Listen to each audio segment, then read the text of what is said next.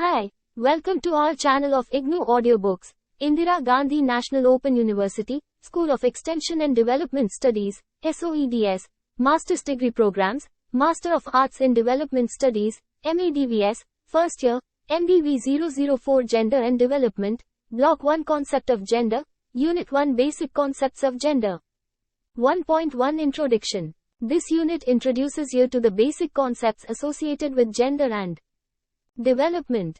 Wide ranges of concepts are discussed in this unit in order to familiarize you with those concepts, and they will be used frequently in the subsequent units of this course. After studying this unit, you will be able to define the basic concepts with regard to gender and development, explain the differences among the basic concepts, and analyze the trends in the evolution of gender and development. 1.2 Power, Subordination, Empowerment and Discrimination. 1.2.1 Power. Power can be defined as the degree of control exercised by certain people, institutions, organizations over material, human, intellectual and financial resources. The control of these resources becomes the source of power. It is dynamic and relational and exercised in the social, economic and political relation between individuals and groups. It is also distributed unequally, where some individuals or groups have greater control over the resources and others having little or no control. The access to and control over resources determines the extent of power one exercises. Different degrees of power are sustained and perpetuated through social stratification like gender, class, caste, etc. Power can be understood as operating in a number of different ways. Power over. This power involves an either-or relationship of domination or subordination. Ultimately, it is based on socially sanctioned threats of violence and intimidation. It requires constant vigilance to maintain, and it invites active and passive resistance. Power 2. This power relates to having decision-making authority, power to solve problems, and can be creative and enabling. Power with. This power involves people organizing with a common purpose or common understanding to achieve collective goals. Power within. This power refers to self-confidence, self-awareness and assertiveness. It relates to how individuals can recognize through analyzing their experience how power operates in their lives, and gain the confidence to act, to influence and change this. 1.2.2 Subordination. According to Webster Dictionary, subordination means 1. One who stands in order or rank below another, distinguished from a principal. 2. Inferior in order, nature, dignity, power, importance, or the like. 3. To place in a lower order or class, to make or consider as of less value or importance, as to subordinate one creature to another. 4. To make subject, to subject or subdue, as to subordinate the passions to reason. 5. Placed in a lower order, class, or rank, holding a lower or inferior position. Women's subordination refers to social norms, culture and customs which maintain men as primary, superior and paramount, and women are secondary and subordinate to men. This excludes and restricts women entering into public domain, taking decisions on their own, occupying positions and so on. Women's Conference in Beijing has proclaimed that there is no nation under heaven where women are not subordinated. Thus, women's subordination is a global phenomenon which is considered as the result of the manifestation of patriarchy. 1.2.3 Empowerment. Merriam-Webster Dictionary defines empowerment as to give official authority or legal power to the powerless, to promote the self-actualization. It is providing opportunity to the people to come out of their subordination, deprivation and seek their entitlement. Srilatha Bathliwala defines empowerment as a range of activities from individual self-assertion to collective resistance, protest and mobilization that challenge basic power relations. For individuals and groups, where class, caste, ethnicity and gender determine their access to resources and power, their empowerment begins when they not only recognize the systemic forces that oppress them, but act to change existing power relationships. Empowerment, therefore, is a process aimed at changing the nature and direction of systemic forces that marginalize women and other disadvantaged sectors in a given context. Asian activists define women's empowerment as the process and the result of the process of challenging the ideology of male domination and women's subordination, enabling women to gain equal access to and control over resources, material, human, intellectual, financial, and transforming the systems, institutions, family, education, religion, media, etc., and structures, legal, political, economic, social, through which the ideology and practice of subordination is reinforced and reproduced. 1.2.4 Discrimination.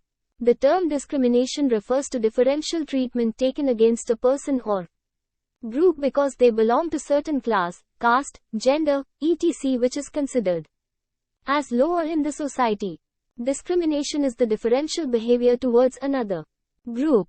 It involves excluding or restricting members of one group from accessing opportunities that are available to other groups. Discriminatory behavior takes many forms and involves in social, political and economic exclusion. Disadvantages lead to different kinds of discrimination and injustice. The economic disadvantage may be seen as one of the root causes of discrimination. Unequal distribution of income gives advantages to the working classes than others. Apart from economic causes, people with socially despised sexualities as well as people suffering from different types of illness are also discriminated.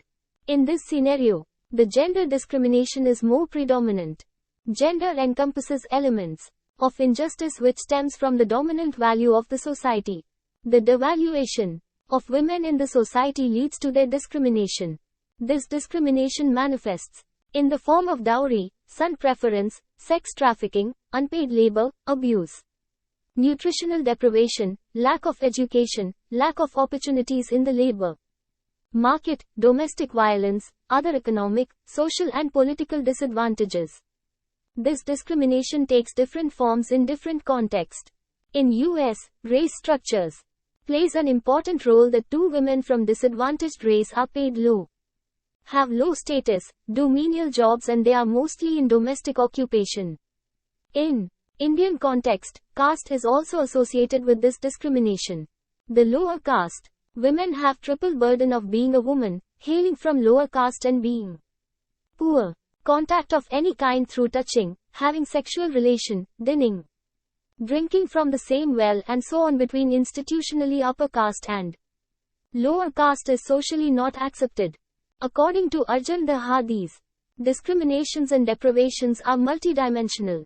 For example, a landless female daily laborer of scheduled caste is very likely to be poor, illiterate, with poor health status, have little social capital and she finds it difficult to exercise her constitutional rights. Her quality of life is less because of discrimination. The lower castes are segregated on space and they are confined to the margins of village. This distance and social disadvantage make them socially, economically and culturally disadvantaged. The Constitution of India guarantees to all Indian women equality, Article 14. No discrimination by the state, Article 15. 1. Equality of opportunity, Article 16. And equal pay for equal work, Article 39. D. In addition, it allows special provisions to be made by the state in favor of women and children, Article 15. 3. Renounces practices derogatory to the dignity of women, Article 51. A. And also allows for provisions to be made by the state for securing just and humane conditions of work and for maternity relief, Article 42. In spite of these measures, women discrimination in India continues. Social commitment and political will has a significant role in uprooting the discriminatory practice against women. 1.3 Entitlement, Needs and Rights. 1.3.1 Entitlement. Entitlement means the appropriate rights and claims. It is the right guaranteed by the law or statute and provides certain benefits to the deprived and underprivileged group. In the context of gender, women do not have access and control over tangible and intangible resources and their equal rights with men are deprived because of patriarchal norms. The low status of women is thus an effect of the entitlement failure. Family and other social institutions confine the capacity of women, restricts their independent activity and makes them to consider the needs of others above their own. Therefore, to seek gender justice, entitlement is the primary requirement. Entitlement, in economics, is often associated with the right to property. Many believe that empowerment of women can happen if they have access and control over resources and properties. Looking from this perspective, it can be said that resources and properties are still male domain and women don't have their claim towards its access and control. Women also lack inheritance to property rights. In view of this, the Commission on Status of Women in India 1975 has given many recommendations regarding the entitlement of women. Some of them are: legal recognition should be given to the economic value of the contribution made by the wife through household work for purposes of determining ownership of matrimonial property, instead of continuing the archaic test of actual financial contribution. On divorce or separation, the wife should be entitled to at least 1/3 of the assets acquired at the time of and during the marriage. Sections 15 and 16 of the Indian Succession Act 1925 to be amended, removing mandatory linkage of wife's domicile with that of the husband.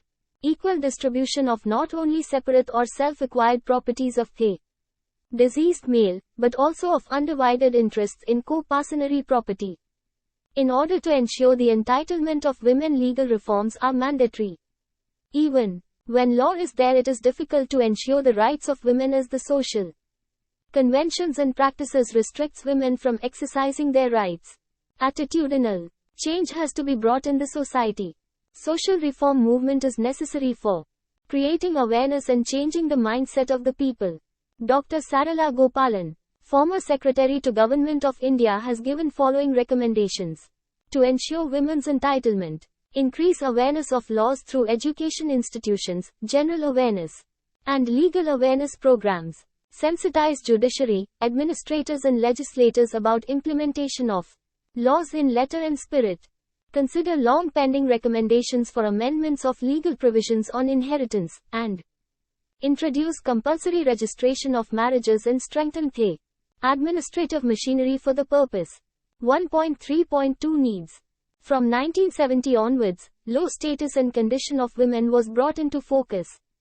To improve their status and conditions, gender planning is an important tool. The gender planning concerns the fact that women and men not only play different roles in the society, but also their strategic and practical needs are different. When identifying interest, it is useful to differentiate between women interests, strategic gender interest, and practical gender interest, following the three-fold conceptualization made by Maxine Molyneux. After identifying different interests of women, this can be translated into planning needs, and their concerns may be satisfied. Women's needs can be divided into strategic gender needs and practical gender needs. For example, the strategic needs concern themselves with the equality in the society. On the other hand, practical gender needs talks about day-to-day survival, like getting drinking water, fuel, fodder etc. Strategic gender needs, SGN, are the needs women identify because of their subordinate position to men in the society. SGN vary according to particular context. They relate to gender division of labor, power and control, and may include such issues as legal rights, domestic violence, equal wages and women's control over their bodies. Meeting SGN helps women to achieve greater equality. It also changes existing roles and therefore challenges women's subordinate position. Practical gender needs, PGN, is the need that women identify in their socially accepted roles in the society. PGN don't challenge the gender division of labor or women's subordinate position in society, although rising out of them. PGN are a response to immediate perceived necessity, identified within a specific context. They are practical in nature and often concerned with inadequacies in living conditions such as water provision, healthcare and employment. 1.3.3 Rights. The term women's rights refer to freedoms and entitlements of women and girls of all ages. These rights may or may not be institutionalized, ignored or suppressed by law, local custom, and behavior in a particular society. These liberties are grouped together and differentiated from broader notions of human rights, because they often differ from the freedoms inherently possessed by or recognized for men and boys, and because activists for this issue claim an inherent historical and traditional bias against the exercise of rights by women and girls. Issues commonly associated with notions of women's rights include, though are not limited to, the right to bodily integrity and autonomy, to vote, suffrage, to hold public office, to work, to fair wages or equal pay, to own property, to education, to serve in the military or be conscripted, to enter into legal contracts, and to have marital, parental and religious rights. Women and their supporters have campaigned and in some places continue to campaign for the same rights as men. 1.4 Women in Development, with Gender Mainstreaming, Gender Parity Index, GPI.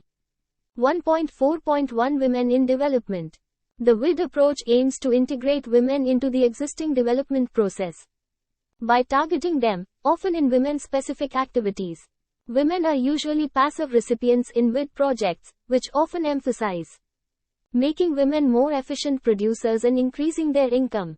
Although many WID projects have improved health, income or resources in the short term, a significant number were not sustainable because they did not transform unequal relationships. A common shortcoming of WID projects is that they do not consider women's multiple roles, or they miscalculate the elasticity of women's time and labor. Another is that such projects tend to be blind to men's roles and responsibilities in women's empowerment. The biggest difference between WID and GAD is that WID projects traditionally were not grounded in a comprehensive gender analysis. The GAD approach is gender analysis driven. There is definitely a need for women-specific and men-specific interventions at times. These complement gender initiatives. 1.4.2 Gender Mainstreaming. Gender mainstreaming is the public policy concept of assessing the different implications for women and men of any planned policy action, including legislation and programs, in all areas and levels. The concept of gender mainstreaming was first proposed at the 1985 Third World Conference on Women in Nairobi. The idea has been developed in the United Nations Development Community. The idea was formally featured in 1995 at the Fourth World Conference on Women in Beijing. Most definitions conform to the UN Economic and Social Council, which formally defined the concept as given below. Mainstreaming a gender perspective is the process of assessing the implications for women and men of any planned action, including legislation, policies or programs, in all areas and at all levels. It is a strategy for making women's, as well as men's concerns and experiences an integral dimension of the design, implementation, monitoring and evaluation of policies and programs in all political, economic and societal spheres so that women and men benefit equally and inequality is not perpetuated. The ultimate goal is to achieve gender equality. United Nations has defined gender mainstreaming as the process of assessing the implications for women and men of any planned action, including legislation, policies or programs, in all areas and at all levels. Gender mainstreaming is not only a question of social justice, but is necessary for ensuring equitable, sustainable human development by the most effective and efficient means. 1.4.3 Gender Parity Index, GPI. GPI is the ratio of the female to male adult literacy rates, which measures progress towards gender equity in literacy and the level of learning opportunities available for women in relation to those available to men. It serves also as a significant indicator of the empowerment of women in society. In this section, you have read about power, subordination, empowerment and discrimination, entitlement, needs and rights, women in development, with gender mainstreaming, gender parity index, GPI. 1.5 Gender and development, gender planning, gender budgeting and gender auditing. 1.5.1 Gender and development. GAD, which shares elements with the empowerment approach, gained popularity in the 1980s and attempts to address the loopholes of WID. It is rooted in post-development theory and post-structuralist critiques in feminism. GAD does not consider women as a uniform group. It maintains that women's situation should be seen in the context of the socioeconomic, racial and other factors that shape a particular society.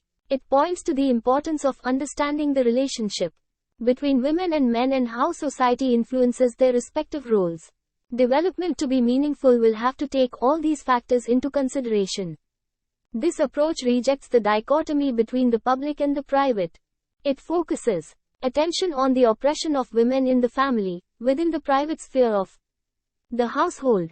It emphasizes the state's role in providing social services to promote women's emancipation. Women are seen as agents of change rather than passive recipients of development. The focus is on strengthening women's legal rights. It also talks in terms of upsetting the existing power relations in society.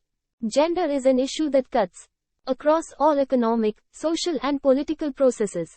The GAD approach attempts to identify both the practical gender needs of women as well as the strategic gender needs that are closely related. The problem with GAD is that it is easy in the name of gender to disguise and even sidetrack real issues that affect women. Gender can rise above the personal, which means the personal can remain behind the scene, despite all the efforts that go into the analysis of social construction of gender. Most often, however, GAD is seen as just a new label for the same old women's programs which do not address power relations in society or women's oppression. Though it is popular among funding agencies and NGOs and has the potential to be different, it has become institutionalized like with 1.5.2 Gender planning. Gender planning is the recognition of existing gender inequalities in the society and helps to formulate the policies to mitigate gender inequalities in the society. It aims to improve the status and conditions of women by formulating appropriate policies and programs. The existing planning approach treats all as equal and it will make a plan for all without considering the inequalities existing in the society. Gender planning helps to expose, analyze and resolve the inequalities existing in social, economic, culture, legal and family structures and serves to initiate processes of change to address inequalities in such structures and processes. 1.5.3 Gender budgeting. A budget is one of the most important instruments which reflect the economic policy of the government. It can also be a powerful tool in transforming the economy at different levels of state, district or grassroots level of village panchayats. It reflects the choices that the government chooses in order to achieve the economic and developmental goals. Of late, gender budgeting has emerged as a new process. This ensures the care for women's needs and priorities in the total budget. This has become an effective mechanism to bring about gender equity. A gender-responsive budget is a budget that acknowledges the gender patterns in the society and allocates money to implement policies and programs that changes these patterns in a way that moves towards a more gender-equal society. Gender budget initiatives are exercises that aim to move the country in the direction of a gender-responsive budget. 1.5.4 Gender auditing. Gender auditing is the analysis of the system and process of finance of any government.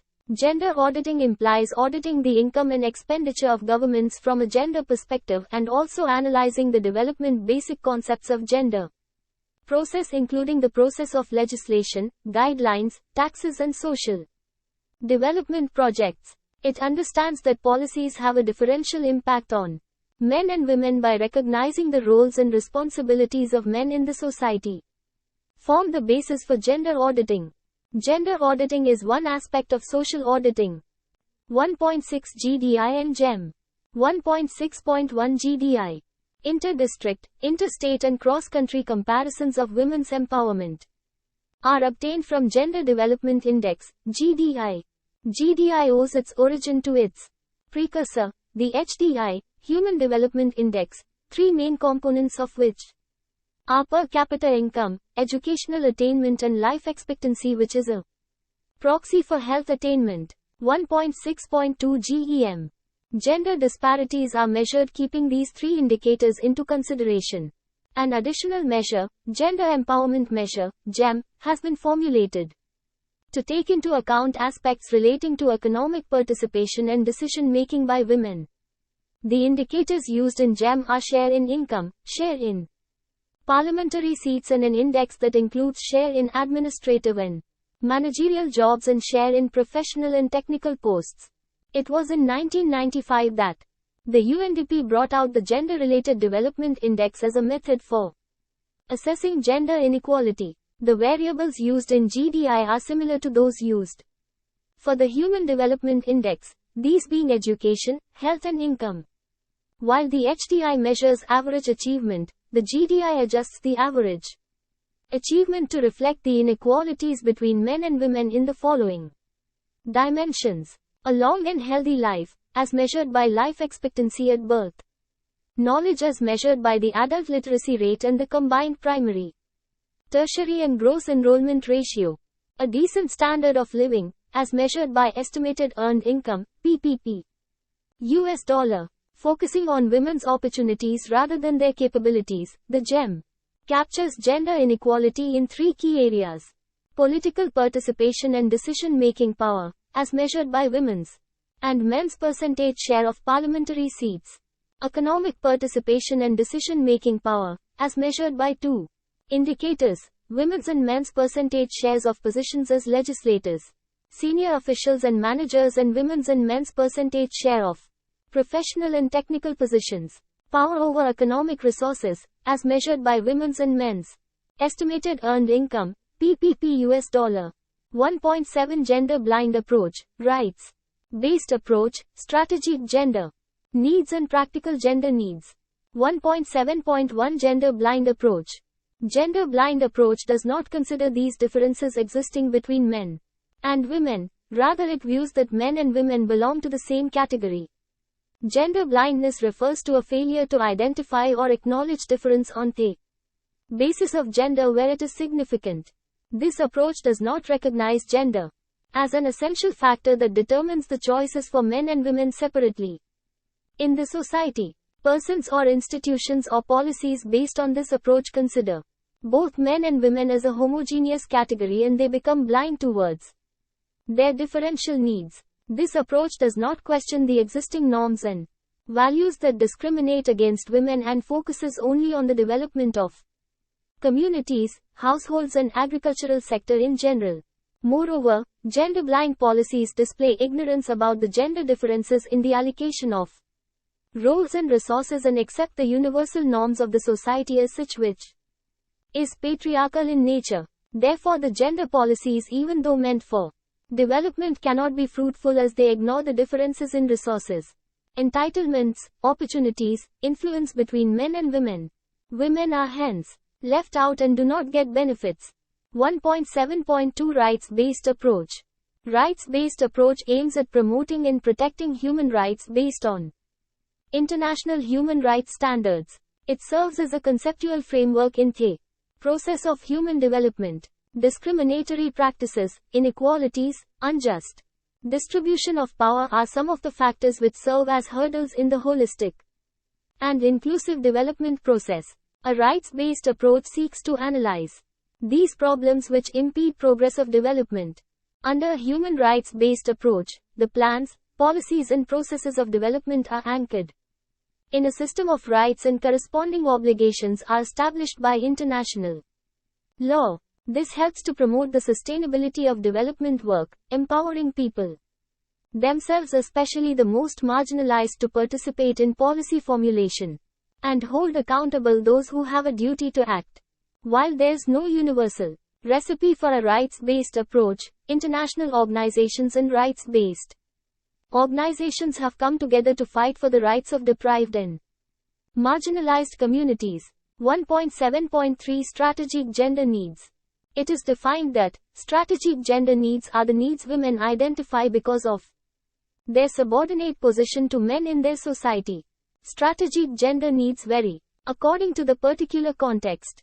They relate gender divisions of labor, power, and control, and may include such issues as legal rights, domestic violence, equal wages, and women's control over their body. Meeting strategic gender needs helps women to achieve greater gender equality. It also changes existing gender roles and therefore challenges women's subordinate position. Strategic gender needs are those needs that are formulated from the analysis of women's subordination to men. While formulating strategic gender needs, it also considers the nature and structure of relationship between men and women in the society. It also considers socio-political cultural context. By deriving from these analyses, strategic gender needs provide equality in the society. On this, advocacy is being done to develop policies and programs to fulfill human rights. 1.7.4 Practical Gender Needs. It is defined that practical gender needs are the needs women identify in their socially accepted roles in the society. Practical gender needs do not challenge the gender division of labor or women's subordinate position in the society. Although rising out of them, practical gender needs are a response to immediate, perceived necessity identified within a specific context. They are practical in nature and often are concerned with inadequacies in living conditions such as water provision, healthcare and employment. Unlike strategic gender needs, practical gender needs are formulated from the experiences of women. It includes their day-to-day survival like food, fuel, fodder, water, access to health, etc. The practical gender needs can be sorted out at the grassroots level if local governments and the decision-making structure closest to the society are sensitive towards women's issues. As Molyneux has written, they do not generally entail a strategic goal such as women's emancipation or gender equality, nor do they challenge the prevailing forms of subordination even though they arise directly out of them. As women, they have dual roles by managing household chores as well as earning. When they planners make policies to meet practical gender needs, they have to consider both women's needs with reference to the domestic as well as income earning activities, and also requirements of the community like access to health and sanitation, access to education, proper connectivity to basic services, opportunities to participate in community life. These needs concern not only the women, but also for the entire community needs. Yet, due to the gender division of labor, society imposes these activities on women. So planners consider these issues and effectively implement practical gender needs at the grassroots level. 1.8 Gender Analysis, Gender Gap Index, Gender Policy and G. 1.8.1 Gender Analysis. Gender analysis refers to the variety of approaches and methods used to assess and understand the differences in the lives of women and men, girls and boys, and the relationships between and amongst them, including their access to resources and opportunities, their activities, and the constraints they face relative to each other. It is a process that identifies the varied and different roles and responsibilities that women, men, girls and boys have in the family, the community, and in economic, legal, political, and social structures. A gender analysis is an essential component of an overall analytical process that a successful development program of social change requires. It is a simple equation, really, if we do not fully understand the trends and dynamics that define and perpetuate gender inequality, a core dimension of labor exploitation. We will be unable to mount a successful strategy to promote gender equality and women's rights. Knowing key facts, labor market trends in the organized and unorganized sector, power dynamics of women within the family, institutions and society, are critical factors for grounding the analytical and strategic work of gender equality and development programming in reality.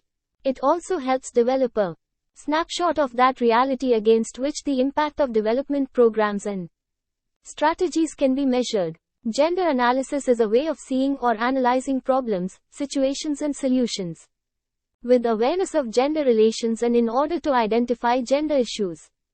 The key elements of a gender analysis should include identification of similarities and differences between men and women and amongst women. 1.8.2 Gender Gap Index. The Gender Gap Index assesses countries on how well they are dividing their resources and opportunities among their male and female populations, regardless of the overall levels of these resources and opportunities. By providing a comprehensible framework for assessing and comparing global gender gaps and by revealing those countries that are role models in dividing these resources equitably between women and men. The index serves as a catalyst for greater awareness as well as greater exchange between policymakers. It examines 4 critical areas of inequality between men and women. 1. Economic participation and opportunity, outcomes on salaries, participation levels and access to high-skilled employment. 2. Educational attainment, outcomes on access to basic and higher level education. 3. Political empowerment, outcomes on representation in decision-making structures. And 4. Health and survival, outcomes on life expectancy and sex ratio. 1.8.3 Gender policy. A gender policy is an integral part of all the organizational policies, programs, and projects and involves building a culture that understands the issues in policies, which respect diversity and gender-related concerns. A mere statement of policy and objectives does not ensure the concerns relating to addressing the gender. Towards achieving the objectives, clear indicators need to be defined to evaluate and assess the organization's commitment towards gender equity on a periodic basis. The policy seeks to ensure greater consistency of gender principles, policies and practices across the organization and to provide an accountability framework in relation to gender, against which all staff can be accountable and against which the organization can audit itself. 1.8.4 G. The introduction in 1995 of the Gender-Related Development Index, GDI, and the Gender Empowerment Measure, GEM, coincided with growing international recognition of the importance of monitoring progress in the elimination of gender gaps in all aspects of life. While the GDI and the GEM have contributed immensely to the gender debate, they have conceptual and methodological limitations. In the 20th anniversary edition of the Human Development Report, the Gender Inequality Index has been introduced as an experimental index. It is not a perfect measure. Just as the HDI continues to evolve, the Gender Inequality Index will also be refined. Gender Inequality Index, G, is a measure that captures the loss in achievements due to gender disparities in the dimensions of reproductive health, empowerment, and labor force participation. Values range from 0, perfect equality, to 1, total inequality. The GII, introduced as another experimental series, is unique in including educational attainment, economic and political participation and female-specific health issues and in accounting for overlapping inequalities at the national level. It is thus an important advance on existing global measures of gender equity. In this section you have studied gender and development, gender planning, gender budgeting, gender auditing, GDI, GEM, gender blind approach, rights-based approach, strategic gender needs and practical gender needs, gender analysis, gender gap index, gender policy in G. 1.9 Let us sum UP. This unit has given you an introduction about various concepts in gender and development studies. You have also read about the various measures and indices of gender empowerment and development. This unit also introduces you to the 2 kinds of approaches that the policymakers may adopt while dealing with the gender issues. You have also been sensitized to the different kinds of gender needs. These concepts are discussed in detail with suitable theoretical framework and examples in the following blocks. Thank you. Subscribe to our channel for more updates, and we will see you with the next chapter.